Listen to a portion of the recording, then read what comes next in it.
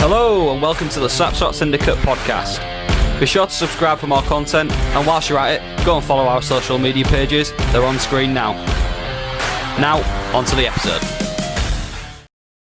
Hello everybody, welcome back to the Slapshot Syndicate. This is episode 21, this is our Telford Tiger special. Today we're joined by one of the toughest blue liners in the NIHL National Division, Deakan Fielder. A true stay-at-home defenseman who keeps things simple, clears the net front and isn't afraid to drop the gloves to protect his teammates. Deakan was a rock for the Telford Tigers this season, and after a slow start, Telford surged post-Christmas, sparked by their import forwards and their tough defence. They clawed into the playoffs and pushed hard before falling short of Coventry finals weekend. We'll dig into that turnaround, Deakan's role in the team, and maybe find out what comes next. But first of all, Deakan, welcome to the show. Appreciate you having me, boys. Yeah, no, it's good to meet you finally, mate. Like we mentioned to you earlier, you've been we've had like a bit of a soft spot for you. Well, I certainly have. Like I say, every time Telford have come to the rink, I've looked out for your number, and I've seen a couple of your fights and stuff. So you've got a secret fan in me, definitely. It's good to hear. You're a Telford fan. Yeah, well. Yeah, for context, through the season, we've all sort of had like individual teams that we've sort of looked out for. Yours was the Bees, wasn't it? Yeah, and look at that turned out, unfortunately. Yeah, unfortunately, that's turned out the way it has. But yours was definitely Telford, wasn't it? And they always backed you lads, and I think that a lot of that was to do with you. So big honour for you there, Deakan. Well, that's great for the ego, I guess. Well, going into that. So I think first off, again, we want to congratulate you on sort of a gritty campaign. When you look back at everything the Tigers went through this season, it was a bit of a roller coaster, wasn't it? How would you sum it up? I think the word I used with some of the lads, I think it's just frustrating. A lot of things happened. You can't always control everything. We had a lot of injuries this year, I think, especially on the back end. Obviously, we had two forwards playing D for a short period of time. So yeah, just everything that affected us. Obviously, it's not an excuse. Like a lot of the games, we sort of found a way to lose rather than finding a way to win. So I think, yeah, frustrating is probably the main word I'd use. So did you find that there was like a turning point or a moment in the season where you felt, okay, the group's maybe starting to click a little bit now? Certainly after Christmas, we noticed it as fans, but is there a time or a moment where you thought, okay, something seems to be happening now? I think shortly after, the two imports came in, I think once we got to know them a little bit, I think the group kind of got closer. Obviously, we were dealing with a lot of injuries through Christmas and stuff. And post-Christmas, I think we just found a way to win. We sort of not exactly found our identity, but sort of found our way to win a few of the games and so maybe surprise a few teams. And obviously the two lads that came in really helped us this year. So yeah, I think from our perspective as well, like that is what you seem to do as a team. You won't settle the other teams. Like you seem to be able to get points against people or against different teams where no one else really can. So like we've always said, haven't we, when Telford come into our rink, you can never write them off. You don't know what you're going to get. You're either going to get that hard hitting, gritty Telford that as tough as they come and no team's going to get through, or you might have a couple of moments where we can capitalise and get goals on you, or like what happened towards the back end of the season for us, we just went through and granted, we weren't through to playoffs at that point, but you guys really give us a game at your rink. So yeah, I think we used the word disruptors, didn't we? Definitely. In the most complimentary way possible as well. Yeah. And again, one that stuck out for me as well was when Eric and David sort of ran right at the Hull Arena at one point, didn't they? They rustled some feathers, didn't they? But in the best way possible. There was just electric on the night, and we just couldn't believe it, could we? It was like, who are these and where have they come from, sort of thing. Yeah, they were awesome, weren't they? And so obviously earlier on in the season, like you say, results were hard to come by. I think that's fair to say. what was the change around that time? Then obviously you had Eric and David come through, and they seemed to have really good seasons after that, and obviously there was a big factor in that. But there's more to the Telford Tigers than those two, definitely, and there's credit to be given around the other side, other parts of the team. How do you feel? Sort of, there was the change. What initiated that? I think like throughout the line, I think guys just had to more figure out what they could bring to the table, what their role was. Telford, we're not really known for our, it's not pretty hockey most of the time. It's very gritty.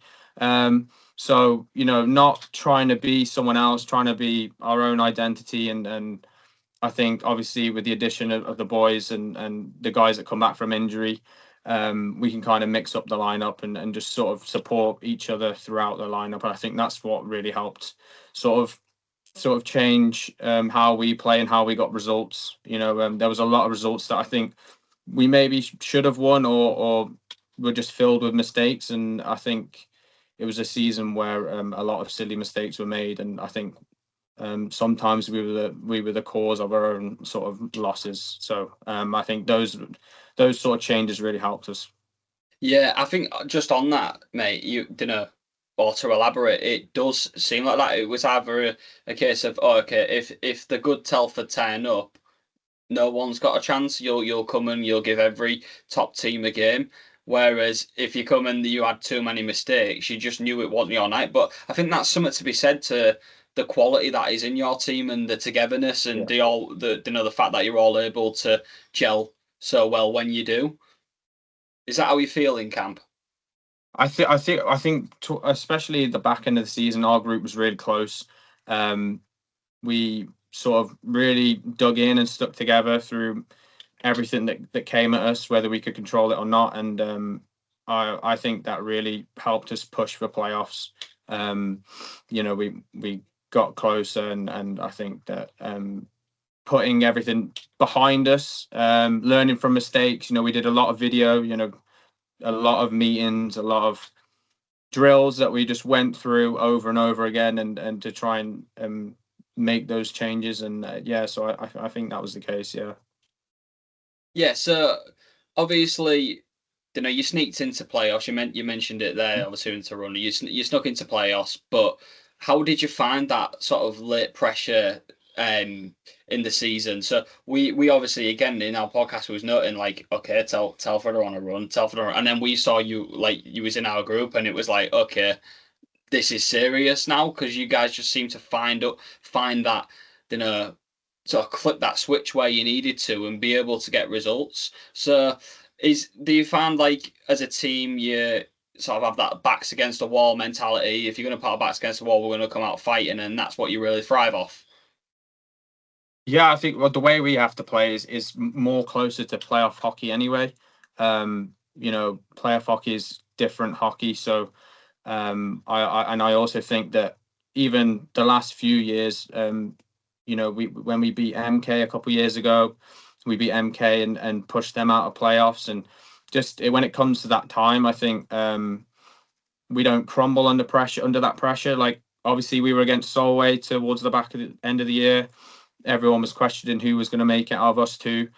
And, I think just not putting too much pressure on ourselves. We obviously all the fans will talk on social media and stuff, and just sort of not read into too much into that, and sort of just keep it in the group and take it each game day by day sort of mentality really.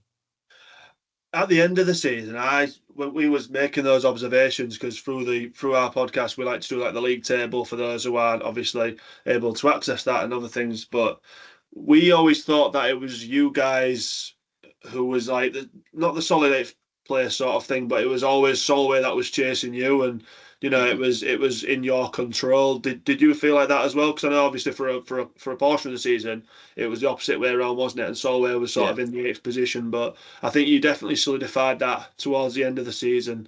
And obviously there was some great form, and I think it's funny because when we sort of discussed the playoff groups, we was almost like Like it'd have been great to be in the other. Sounds really stupid, but it'd have been like, oh, we'd have loved to have been in the other group, because there wasn't a one team in our group where we was like, yeah, we think we're going to get 2 points there, or we're definitely going to, like Leeds, Peterborough, and Telford. For us as Seahawks fans, was like group of death, wasn't it? Well, Telford was a bogey team for us last year, wasn't they? So I think you guys at Telford beat us more than we beat you guys. So you started to pick up that bit of form, like you said, towards the end of the season. So it was a bit like, oh, we don't want Telford again, do we? Because like you say, playoff hockey, anything can go. Yeah. But do you feel like you was in control of that race against Solway? I think we were. I think, like I said, keeping it in the group. I think not worrying too much about what Solway were doing. If they were going to pick up wins, they were going to pick up wins. We had to focus more on picking up points, making sure that we were winning games ourselves before worrying about Solway. So, we might have been control. I think, like you said, there was times where they were above us, but I think again comes to a word we used a lot throughout the year was belief, and just having that belief within the group that we can do it and we can get there. And I think Tom's installed that into the group throughout the year, throughout previous years, when it comes to that time of the year. And I think we really used that, and to try and kind of block out everything and just focus on ourselves a little bit. Before we move on to sort of yourself, there was another individual in the team in defence who had a really standout year. What can you say about Austin? Rhodes, sorry. I saw the news about him earlier, so that's something.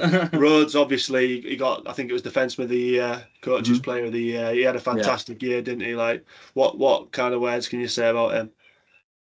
He's a great guy. I sit next to him in the locker room, so we talk a lot. And the minutes he was getting last year, we were always joking about, how many minutes do you get? Like, you've got to be playing 30 plus, or you didn't play enough and all this. But, he was playing between 30 and 40 minutes a game.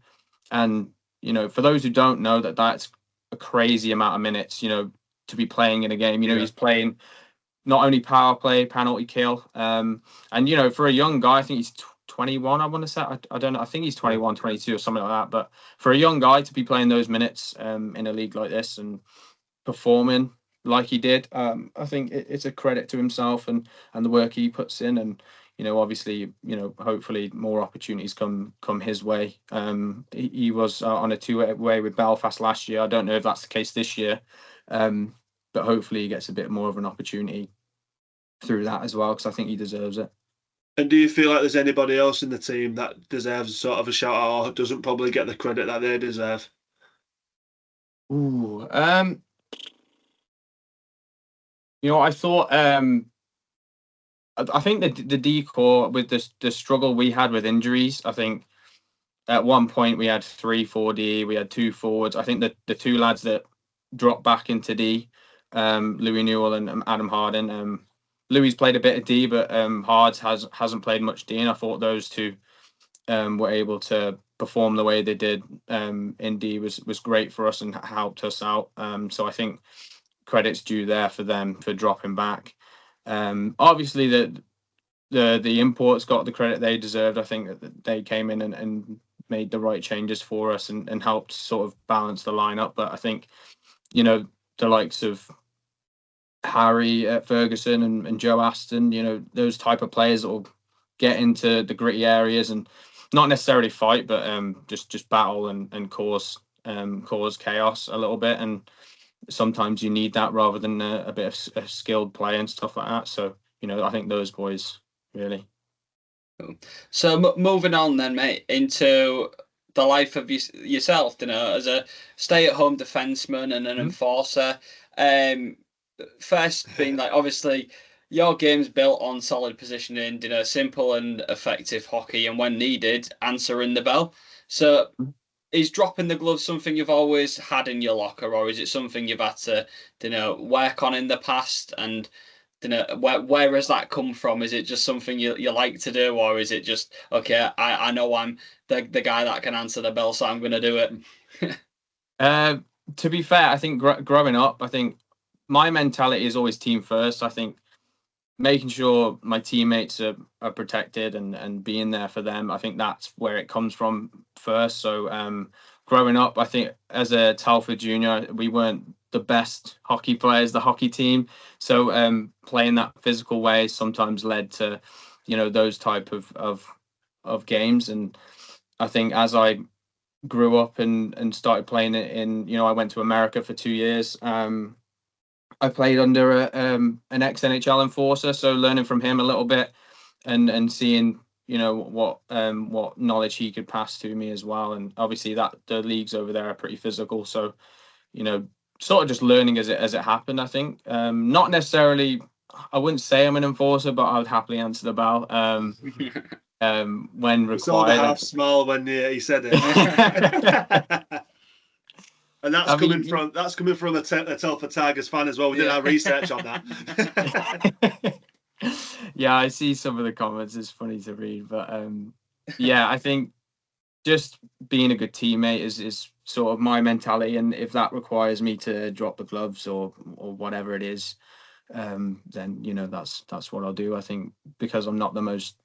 I think everyone will agree I'm not the best hockey player. I haven't got the best skill. So, using, like you said, my positioning and stuff like that to my advantage, physicality and stuff in my game, I think it's essential for me to compete at this level. So yeah, and just obviously as fans and stuff, we're in the rink, we see all of this happening, especially when games get physical. But is there a time that some of that switches in you that you notice, okay, now it's fight time? Like, do you agree that against other enforcers, other players, do you actually have like a mutual agreement with like, okay, we're just going to drop them and go now?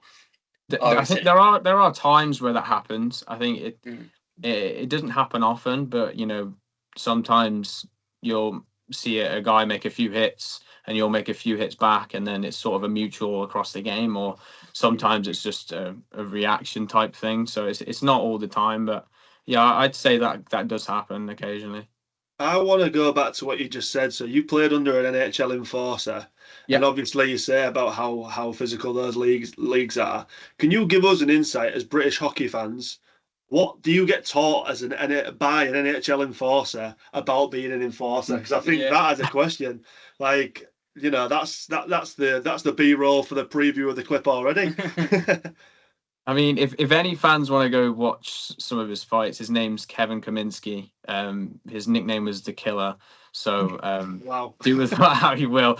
He's a great guy. One of the favorite coaches I've had. But just learning from him and him sort of about timing and making sure that I'm protecting myself as well as not just you see guys that just throw punches and then end up on the floor because of it. So just seeing him and his ability back then and obviously his coaching style really helped me, not just with that stuff, but being a stay-at-home defenseman and it sort of catered to my style of hockey a little bit better than other coaches. So it was a great experience to learn from him. He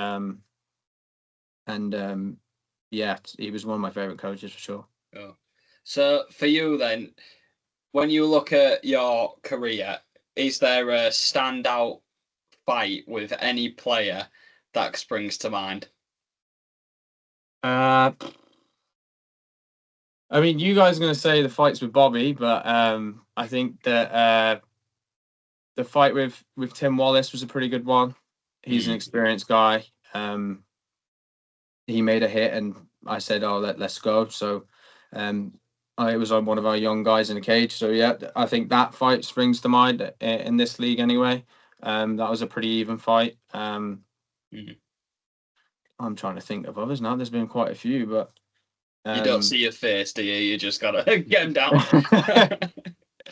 Well, it's like I said, I don't go around looking for fights, but if it happens, it happens. So. Cool. Well, we'll leave that bit there and we'll move on to Telford's playoff push and just narrowly missing out on Coventry. So, let one of you guys take the honours.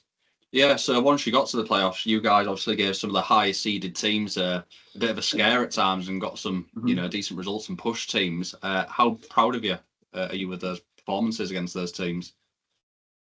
Super proud. I mean, I think we were unlucky on some of the results. I think we went to overtime or shootout three of those games. So to not get the full points out of those games. I think we went to overtime with Leeds the first game, and the effort the boys put in against Leeds away, and the other overtime games as well. Again, people log in 30 to 40 minutes throughout playoffs is mental. That time of the season, people are carrying injuries and stuff. So, credit to the boys. I think we were unlucky and a couple bounces didn't go our way, but it is what it is. We just got to move on and hopefully get another chance at it, sort of thing.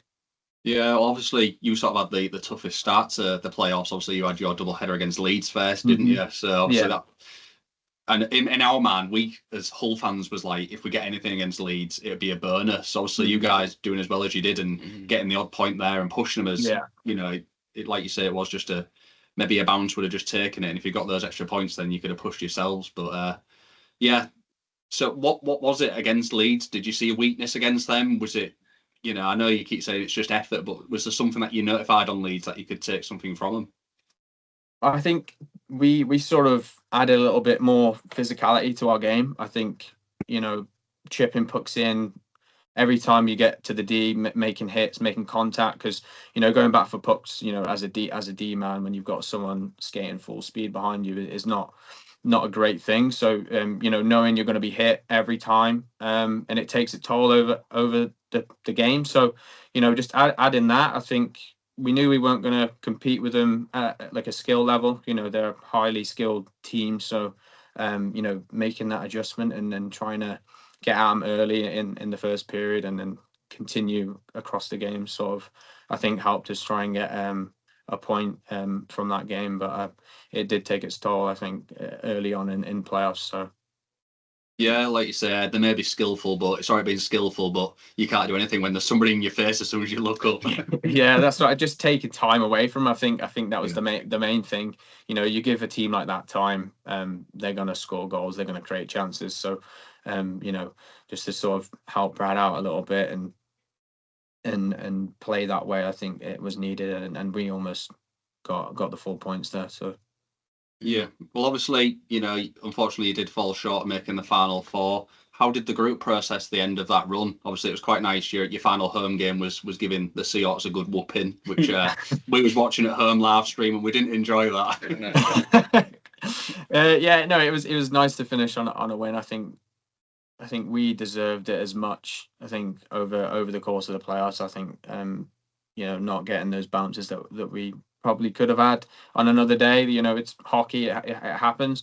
But I think to finish on a win at home, it meant everything to us despite not making it. I think sort of softened the blow a little bit.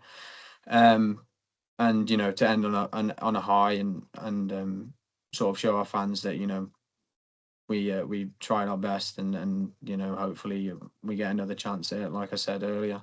So yeah, so obviously the sort of history of Telford Tigers, pretty prestigious team. Is playoffs, the minimum you expect at the start of a season? I know that's quite of a bold question to ask, but is that what you guys put your sights on at the start of every season to try and get there, and anything after that final four, is that a bonus? I think so. I think it's more of a take it, day by day, game by game sort of thing. I think, we want to be competing for silverware, whether it's playoffs, the league, the cup, like all three of them, hopefully. But obviously we want to be at Cov. I think that was the first year we hadn't been at Cov in the last 7 or 8. So, not to get there was a bit tough, but I think having that as a goal as a group at the start of the year really helps you push forward and obviously take each game as it is and come to work, come to compete each time. Yeah, I mean that's some statistic, isn't it? If it's a first year you haven't made Coventry in the last 7 or 8 years, I think it is. Someone might correct me, but I think it's around that. I think that's the first time I've not been to Cov with Telford. So and that's 4 seasons there. So wow, that is a hell of a start. And with you being obviously Telford born and bred, that's got to mean something, hasn't it?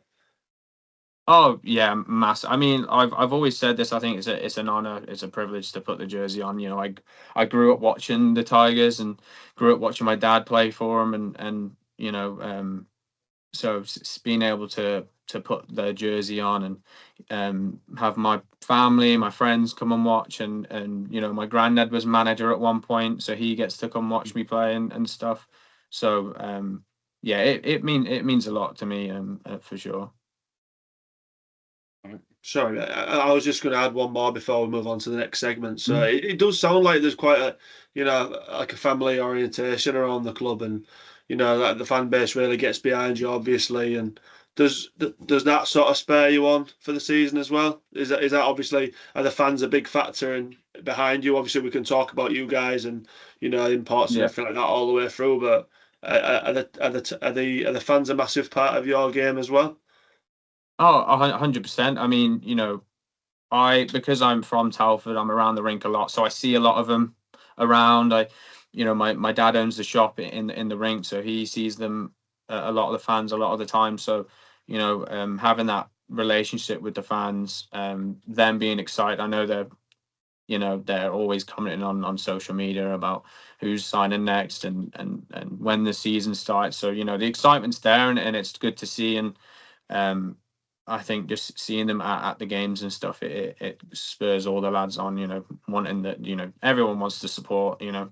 So yeah, it's a massive thing for me, I think. Oh, so looking forward then, Deke, if you're you in your position now, what you focus on? You focus on, okay, just we've got the summer break now. I need to heal up. I need to strengthen condition, ready for next season. Or are you thinking, you know, what's next for me? You know, are there any other opportunities to explore, or what's the thought process of a hockey player sort of pre-season? Oh, I think I've sort of, you know, you finish playoffs and you sort of rest. You know, a lot of guys carry injuries and stuff. So, however long that takes to sort of rest. And for me, I was quite lucky towards the end of the year that when I came back with my shoulder, I think I was out for 2 months. I came back just in time for playoffs. So, you know, just making sure that that's 100%, and which it is now, luckily. So, you know, getting back into it. I'm on the ice a couple times a week still, and you know, in the gym, strength and conditioning, preparing myself, whatever the opportunity is, sort of thing, making sure I'm ready regardless, come September. Yeah, I can imagine, obviously, though, because like the body's going to take a toll in it through the course of the season. So coming into this off season is probably more valuable than people think. You know, you've got Oh yeah, injuries that you've nursed all season that you think, okay, now I can finally like heal it. So I can, from my perspective, you probably look at that and think, well, I've got this amount of time to heal, but it's almost like a second job, making sure you actually go and do the right things to get yourself physically ready. yeah. I think it's different for everyone. I know guys that don't come to the rink for a month or two and just kind of take a complete break from it all. Whereas I take maybe a week or two and I'm back on the ice. We have summer hockey sessions where we just scrimmage and play games and stuff. So you know, yeah, I think I take that approach to it. I don't like to be off the ice for too much. Whereas other guys might take a month or so off. I haven't seen a couple of the guys for a while, so Yeah. it's all individual. I think some guys go on long holidays and stuff, and I think whatever you need to do to sort of reset and recover, and then make sure you're ready for September. Really. And do you find, obviously, having a break? You mentioned you tend to be on the ice within a couple of few weeks, but I don't know. Do you remember like in school where you'd have like 6 weeks off and you come back and you can't write because the pen feels weird in your hand?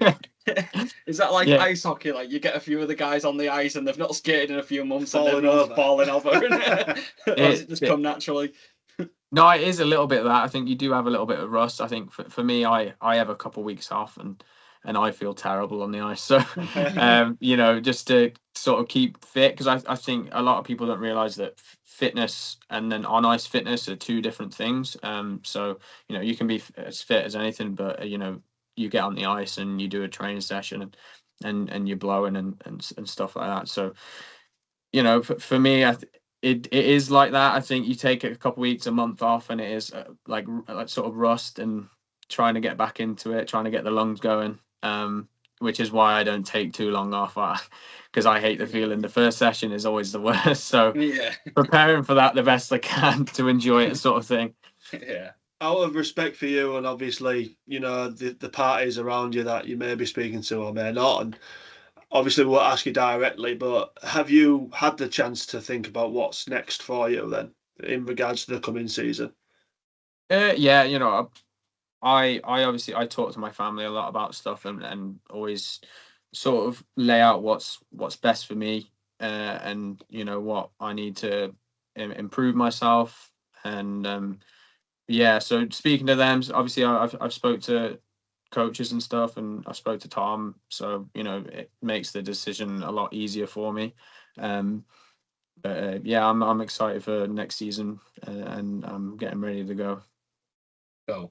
Just like touching on that as well, as a player's perspective, obviously we should be in rumour season right about now, but we're only a month after sort of playoffs, and we're seeing a lot of signings, a lot of players coming from the Elite League. As a player, what are you thinking about sort of like the league next year if you was potentially to stay? Like, is it looking even better? Is it looking, a really good place to be playing your hockey? It is looking better. I think obviously you're adding an import, so regardless, I think the level of hockey will be slightly better. But you have those guys that are dropping from the Elite League that are looking at the changes and be like, oh, what, maybe this league's actually pretty good. I think sometimes some people don't think it's as good as I think it is. So I think it'll be an interesting year. I think often you can kind of sort of say, oh, this team's going to do this and that team, but you look at some of the signings that teams are making, and I think it's going to, for a fan as well as a player, I think it's going to be really interesting to see how it sort of plays out and who's at the top. And just speaking on Telford, obviously, you've been a massive part of that for the last 4 years, and looking to next season, and this isn't obviously a direct question regarding you and if you're there or not, but what kind of, ingredients do they sort of need for that recipe to take that next step, do you reckon, next season? Well, I think, obviously whoever they sign as the extra import, I think we've announced Thompson. I think Telford have announced Thompson back. Yeah. So having him back, he's a great guy. He's a great locker room guy. So sort of having that glue to sort of bring people together. So having him back, I think maybe like sort of improving the back end a little bit. I think because of injuries, at times we were playing with 4. So improving the back end to sort of support the guys that are there anyway. I think, and I think Tom will know what sort of team he wants to sign and how he wants to play, how he wants to adjust. I think, especially with the improvements to the league, your teams are going to maybe change the way they play, or who the type of players they bring in, sort of thing. So I think whatever Tom plans, I think he's got the sort of ideas and the knowledge to do that, and hopefully compete for silverware again. I think you look at the last 10 years, I think the trophies that Tigers have won under Tom. So I think that the fans for Telford can be excited and hopefully expect something a little better next season. So Deakan, obviously you've become a bit of a fan favourite for your nonsense style, but is there a message you want to send to any of the Telford Tigers supporters out there who was there along with you all the way? Maybe a word of thanks, or anything you'd like to say to them? Yeah, I mean, we appreciate the support. The guys that come every week, the season ticket holders, and especially the people that travel. There's a group of fans that were pretty much at every away game they could get to. It doesn't go unnoticed.